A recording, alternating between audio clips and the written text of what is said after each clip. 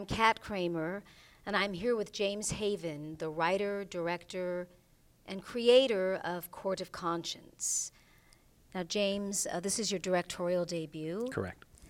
And can you talk a little bit about what made you choose this topic and why you felt the need to explore these issues in a 20-minute short?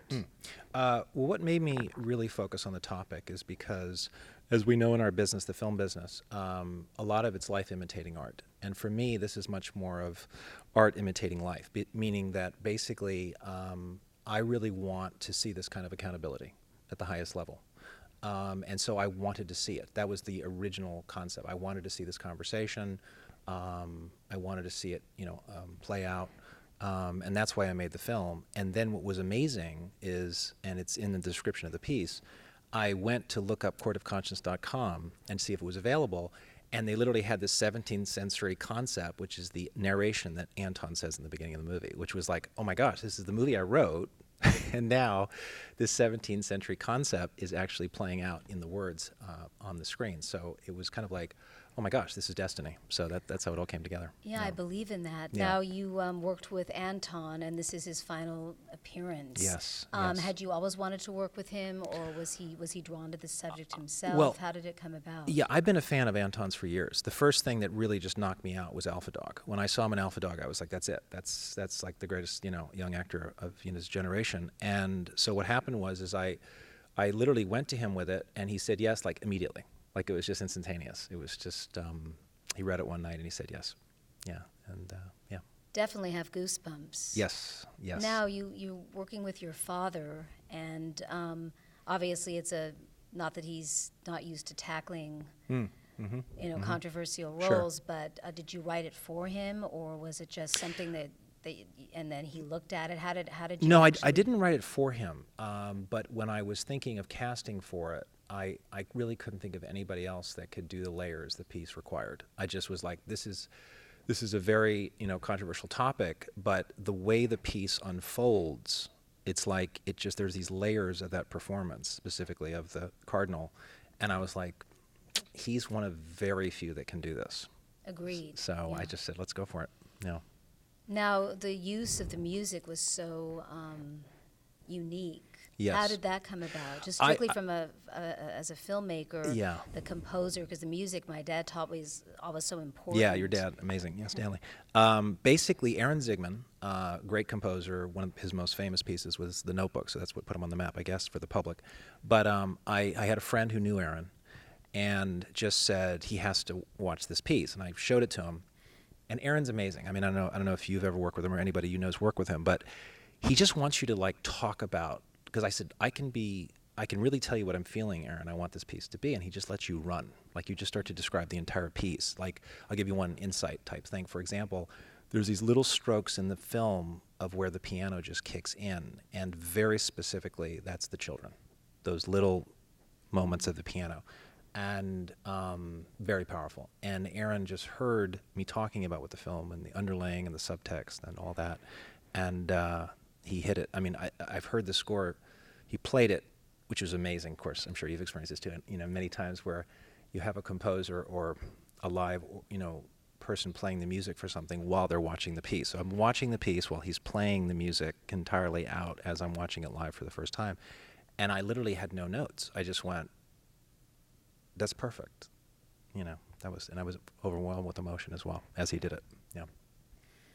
Now, what are your plans for the film, being a 20-minute short? Sure. And this is the premiere. I mean, Yeah.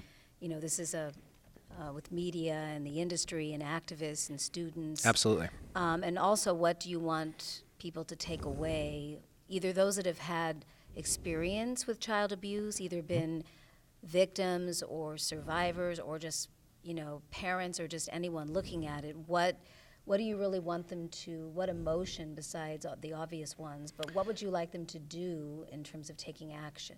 Absolutely. I mean, this is something we'll talk about later in the Q&A as well, but I want this recorded as well, so it's for the world to see. I want them to be empowered. It's as simple as that. Not to give away the whole film, but you have this priest who goes and has a conversation with a cardinal. And in that world, you'd almost never see that happen. It'd almost be impossible for him to get that meeting. It's almost like, no, we're not going to talk to you. No, we're not going to, address this. No, we're not going to whatever. So for me, it's very much an empowerment type film that says you have the right to take these things on. If you're a student at a college, you could go over every topic, but you could say the people, we the people, which is of course the American concept. But that's in every field. In a college campus, the students are the university. They're the university. In a congregation, they are the people of the church. They are the power of the church. So it's pretty much just like realize that you have the power to make a difference in this world, not just looking for other leaders or other people to do it for you. You can do it. I mean, one quick analogy I give to a lot of people when they ask me this question, as I say, after you watch my movie especially, is I always say, if there was a mother, and there always is, who goes to a church every Sunday, and she knows everybody. She knows when they do the bingo, she knows, obviously, potlucks, all that stuff. But if she were to go to the director of the church and just say, I'm just curious, what is your policy at this church to protect children? If they say, well, we don't actually have, obviously we don't talk, but we don't have a policy. But if someone were to say, well, you should have a policy, what happens in that moment is so powerful, because the person who knows everybody in the church is talking to the director of the church, asking, do you have a policy? They will have a policy very soon. And that's what I'm saying. That's the empowerment. That's what I'm saying. So all of us can be the empowerment that we want to see in the world and the leaders that we want to see in the world. Now, Anton sadly left us almost a year to the date. Yeah, I think it's coming up just a little bit. Mm-hmm. And he had a chance to see the film. He did have a chance. He did have a chance. Yeah. It was very powerful to have that conversation about the piece, and I cherish it to this day. Yeah. Are you planning to screen this in universities and schools? Is that something you'd like to I do? have a lot of different thoughts on this. There's a company specifically that got behind like Bat Kid, the one that Make-A-Wish and all that. I've been in touch with them. I do have a goal of making it, and again, when I say free, I mean really, truly free. I want it for everybody to see in the world. It's not one of those things you have to pay to see. We're talking about how to get it out there and what's the best approach to do that in the next couple of months. But what I want the piece to be, as I've said before just a little bit, is just I want it to be a conversation starter that empowers people to realize that, in this film, because the word reverend or reverence, there's so much reverence sometimes for people of power, but when people in power are not doing good, why are you having reverence for them? It's just such a weird thing. Like, no reverence is desired, for that. You should be calling them out. So I just hope it empowers them. Accountable. That's it. It's just accountability. That's what the movie's about. The movie's purely about accountability. And, because you've seen the film, so you know where I'm going here, the book, the words that are used, the answer is right there. It's been around for thousands of years. It's not like a new concept of how to have morality for protecting children. The morality for protecting children is right there in the words, and they're as clear as day. As clear as day, And you're working a bit on the initiatives, or you are speaking out about having initiatives, and what's the reaction been?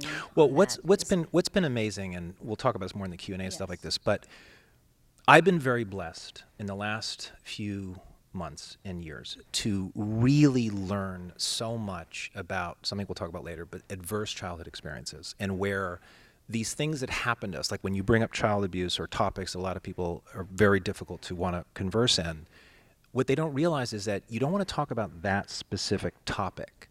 But what they don't realize is that that specific topic will affect you in other ways the rest of your life. So if someone said, if these certain things happen to you, you have a very almost certainty to be a drug user or almost certainty to be something else, they don't put the two together. So someone will say, well, he's a drug user. And you go, no, that's the effect of something that's already happened to them that they're trying to drown out or whatever. So as a society, if we really want a healthier society, as I said, you go back to adverse childhood experiences and you try to prevent them, you're going to have a much healthier society. And one of my favorite dreams is that all pediatricians, at some point, they kind of add a new, class, if you will, or a new program to teach them about, and there's a woman later today, Michelle Shores, that can speak about this, but parents are now being taught from this program that I help save, they're being taught what to look for now. So if a pediatrician and a parent put that together, we're both taught what to look for, there's no way it would get pushed under the rug. It'd be impossible. They'd be like, something's going on with this child.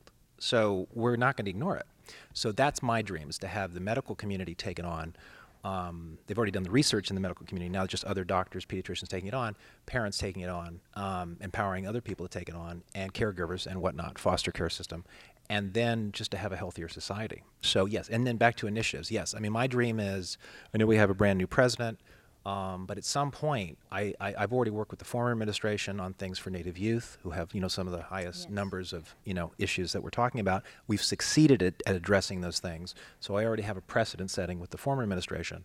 And I look forward to this next administration, whether it's in the next couple months, which would be amazing, or in the next year or two, to really address some of these concerns. And in the end, it'll save the government a lot of money because all those effects cost so much more when you don't focus on the cause. Well, one last question, because we have a lot to cover in the panel and Q&A. Yes, can't wait. And also open it up to the audience. Can't wait. Have you ever had people obviously see the film that were abused and had never told anyone or had blocked it out, come to you and say, thank you for making this, thank you for absolutely. bringing this to light? Oh, absolutely. And hopefully today there'll be some. Oh, absolutely. They're part of the study, and I've had many people see the film do this. You said the magic word in the most disturbing sense, which is blocked it out. There are so many people that just think, I have no, you look back, nope, I have no memory of anything. And one of the things I've talked about is that there's this hypnosis that was done for this one woman who kept having these dreams of shadows in her life.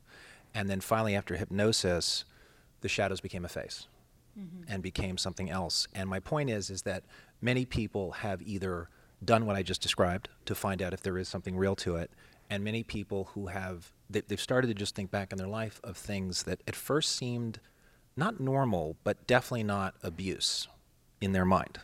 And then after seeing the film and after having conversation, they start to go, wait a minute. And so they're starting to go there. So it might take a while for them to completely, but they're starting to go there. Yeah. That's great. Thank you so much. No, thank you so much.